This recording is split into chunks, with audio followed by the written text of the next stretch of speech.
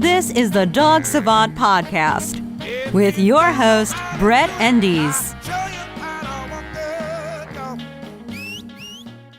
Hey everyone, it's Brett and welcome to the Dog Savant Podcast. This is episode 18, I believe. I'm not going to commit because I always mess that up and say the wrong episode and I don't want to confuse you guys. But it is another one of those car podcasts or car casts, not in the studio today, but I figured I would take advantage of my long drive I have going on here and I'd share some dog information with you. Today we are going to talk about operant conditioning, purely positive training, how animals learn, learning theory, how we learn. It was the highlight of the episode this week on the Untrainables, episode 4. That's the Untrainables. This is the podcast, episode 18. And we talked a lot. We were teaching Henry the Husky how to do a recall, just some basic pointers on how timing, how conditioning works, how consistency works. And I just wanted to share with you. Before that, I wanted to talk about the business at hand. The podcast, okay, what you're listening to or watching right now, I need your support. I need you to share this, subscribe, review. I want to keep this going. I want people to just give me that feedback, and I want other people to get some more of this information. You know, that's really why I do what I do, why I'm putting myself out there more, because this stuff works. It really helps achieve the everyday training goals that people are looking for with their dogs, whether it be a problem you're dealing with or you're dealing with just, you know, like in this episode, we're just going to talk about how to teach your dog to listen better, to whether it be a recall command or a trick you're trying to teach them, or to shape a behavior or to reinforce improvement, and how that conditioning works with reward or treats or praise or toys, whatever it might be, to tap into the reward receptor system. So share that again. Go to my website, dogtrainingla.com or thedogsavant.com. From there, you can link up to my YouTube page. You can get lots of videos there. We also do a video version of this podcast. If you're listening on iTunes, we also have where you can see my handsome face giving you this info. But anyway you listen to it, take that information and apply it to your dog. Share with your friends. I want to help as many dogs as possible. So, operant conditioning. What do I think? How can I put this, right? I think it's really funny how the first people to attack me are the purely positive trainers. And what they do is they rely solely on conditioning. They don't address the relationship. They don't address the root causality of an issue.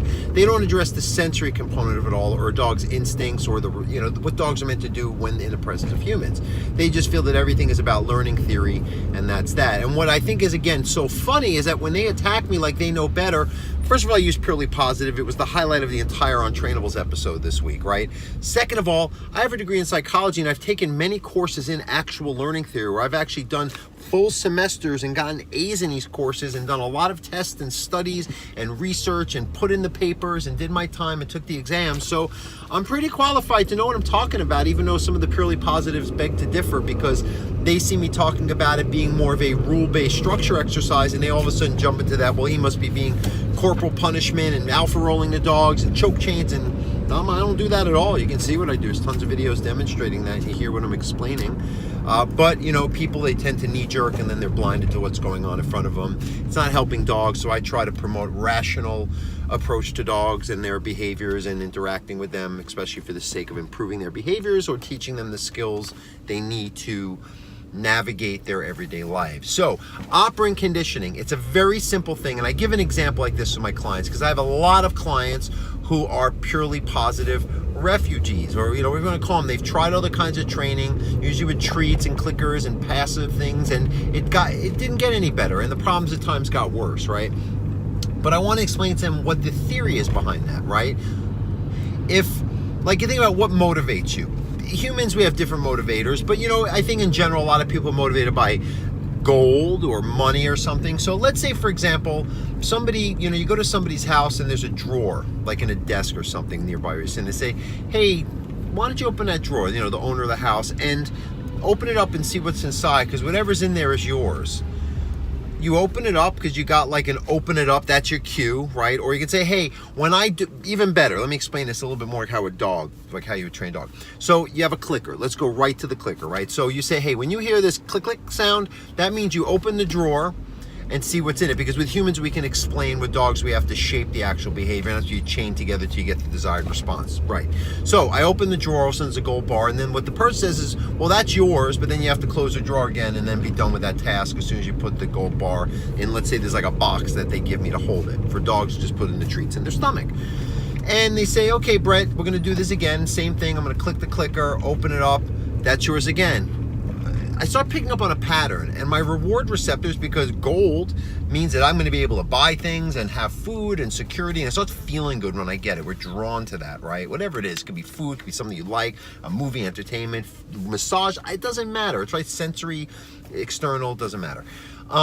Then it gets to the point where he starts clicking it, and I'm not even going to wait for him to explain it. I'm going to say, let me see what's in there. I kind of see this pattern. Boom, there's another gold bar. Then it's on, right? Then I said, dag, locked into what this is. I know exactly what it is. Then I start getting selfish-minded. Now I start claiming ownership, maybe not of his entire house, but at least of that space near the desk where I open up the drawer to get the gold bar. And then I start getting possessive of it and anticipating and really, really anxious about when the next click is going to come, because I start getting greedy about it. And I start assuming it, and then I start thinking 10 steps ahead, and now all of a sudden, instead of being taught to do something, I'm getting promoted to have anxiety.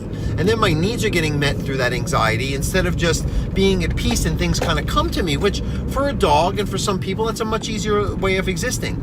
So again, the person who trained me to go get the gold bar at the sound of the clicker definitely got a desired response out of me. But the connection of that person was a point where I started losing respect for the fact that it was their house. I became entitled for it, and I just wanted more of a good thing. It's what evolved from that. So to teach me maybe, hey, if you want to fix my drawer, you know, some of them, they were going to teach me to do a task to work. Look at that bonus you get. But now you keep doing it, and then when you do a series of tasks, maybe the gold bar comes for doing a lot of things around my house to help the greater good of all of us, not just for your own selfish needs. And that's what goes on when you start overly operant conditioning a dog. However, you can use that in your power. So let's talk now about the Untrainables episode 4 with Henry the Husky, where you saw we have to put a leash on him because we have to create consistency. We want to motivate him to move in our direction, so we stay close, and we use a high value treat, because if we use a treat that he only gets, that's why I always tell clients, if you're going to use a treat for the recall, make it a special one. Don't let him taste that treat unless it's the word come, and then you get the Pavlov's response. But even then, you have to keep building it and chaining it. So you don't want to say, well, every time you come to me from 4 feet away, you're going to get the same treat. The dog's going to only set that as a standard. So you want to build it and stretch it, and sometimes just give physical reward. Sometimes just matter-of-factly let the behavior pan out and let them just follow through. So there's nothing that they're vesting in as the end result other than we just that initial conditioning to get the ball rolling, and then incrementally condition them for more performance. But then it should be when the chips are down, they do it, because in real life, I don't know anyone who carries around a bait pouch unless you're a purely positive trainer or a dolphin trainer, right? So what happens is that you have to start proofing this and carrying it over. And this also, remember, if your dog has an agenda and anxieties and a lack of respect for the relationship, and these commands applying at any time of life, it's going to be much harder when their impulses are speaking to them and they're running after a squirrel, let's say, and then you say come. You're like, but I practice, I use the treats, but then your dog doesn't know how to listen to you in everyday life because their impulses are driving them just to get through their day in your home environment or on walks, let's say. So everything's related to everything. I'm trying to kind of paint this picture of how even if something that is not a goal, that I don't care if my dog's impulsive around the house, as long as they come and I call them, can get in the way of what can be something that is a very bona fide goal you should have for your dog. It could be a safety issue. So I just like to explain this like I explain to my clients, because to paint a picture and to understand how a dog sees it, again, it's rational training. You start seeing what's really going on, and it just drives you to make the proper choices and understand timing and what you're trying to get out of your dog in the whole relationship or resolve their behaviors, right?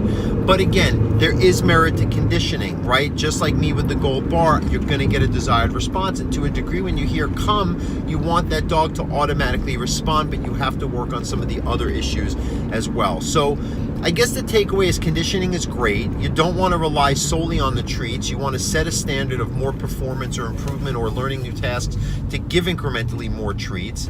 And then apply it in real life. And then the other side is there's correction. And we're not going to talk about this because this is more of an operant conditioning podcast. And, you know, if I knew how to do those little background emoticons, I'd have sunshines and flowers and rainbows and unicorn, all this fun, feel-good and cotton candy floating around my head, right?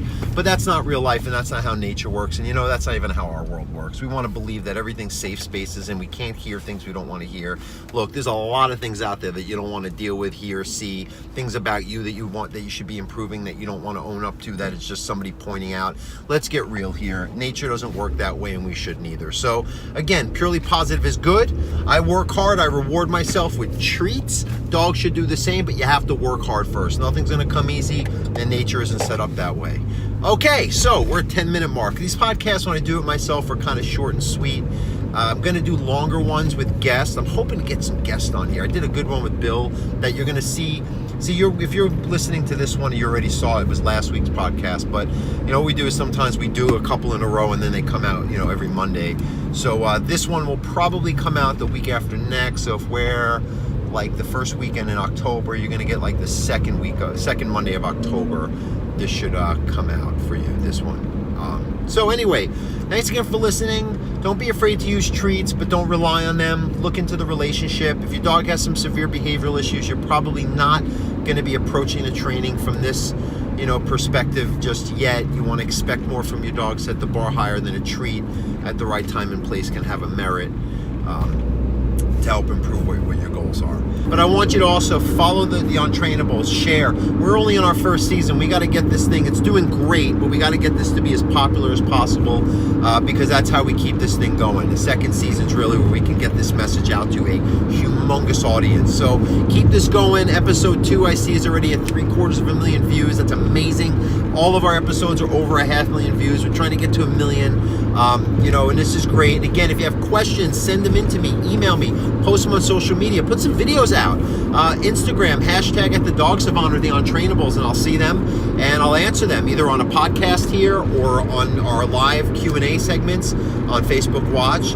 I really am doing this because I want to help a lot of you guys out there with your dogs and get this message out, so when you help your dog, you're going to lead by example, and you're going to create these little communities of conscious, rational dog owners, because there's enough people out there with the chaos, and they're making the people who want more for their dogs and better behaviors the odd person out, and that's not how this should be. That's not how this should be, and that's why I'm speaking out against this, or to promote this so we can actually lead by example. I think that's a better way instead of being so damn negative all the time, right? Let's see. Okay, so, Q&A. I always forget the damn Q&A at the end. So I'm in the car. I'm going to try to commit to memory the question. There was a couple of them. Leash pulling. So we talk a lot about leash pulling. I'll give you like a 2-minute quick thing. Why a dog pulls on the leash and what you can do about it.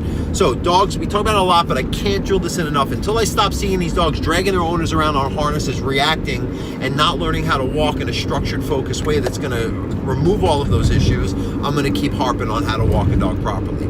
So dogs have issues with walking and they pull because they are over projecting, or they feel some kind of back tension on the leash, and that's creating an opposition reflex, and that becomes a habit. It either is learned early in life because we allow it, or the dogs are just wired to be hypervigilant, and it kind of leads that by their personality, which you can still teach them to focus. If anything, those dogs are amazing at focusing because they got all that attention ability. You just got to put it into one state instead of them thinking 10 steps ahead. So that's why a dog's pulling. They're over anticipating. They're seeing where they're going before they get there. Why do physical means to helping a dog walk not really helping? Because they're physically controlling the dog, but mentally they're still projecting. So a dog can still see where they're going, even if you're pulling back on a harness, and when you feel that, it just makes that mental rubber band want to stretch more. So that's really are those the gentle leaders or the no pull harnesses. It's a band-aid. You're going to stop the pulling to a point, but it never resolves it, because if you put the collar back on the dog, a regular or they're going to pull, right? It just doesn't address why. So if you teach your dog to focus, you teach your dog a good heel, a let's go, just a command with the idea that you're staying behind me with a loose leash for us to get ahead. We stop when we sit. I'll command you to go potty, to sniff, to socialize, exercise, and whatnot.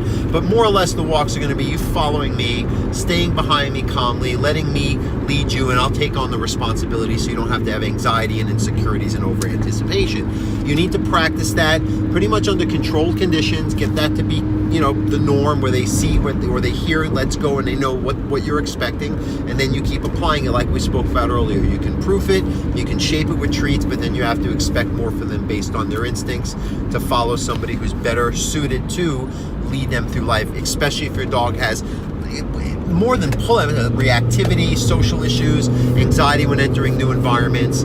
This is going to help them navigate through this in a much more calm, controlled, secure way and resolve these issues that you're struggling with. So that's how you teach your dog not to pull, is to teach them not to pull and how to walk in a focused, structured way that's going to create such a difference, and they're going to learn very quickly cause and effect that by not pulling, they get where they need to go, but without the anxiety attached. So with that said, we're going to wrap it up at 15. Thank you so much. I'm excited. This is great. The show is getting me going, and I'm getting good feedback. It's amazing. You know, I just look at all the trolls, and the very few of you out there, I'm addressing what you have to say, so there's really nothing you can do, but let's take this message out and help more dogs. Thanks, guys. Have a great day.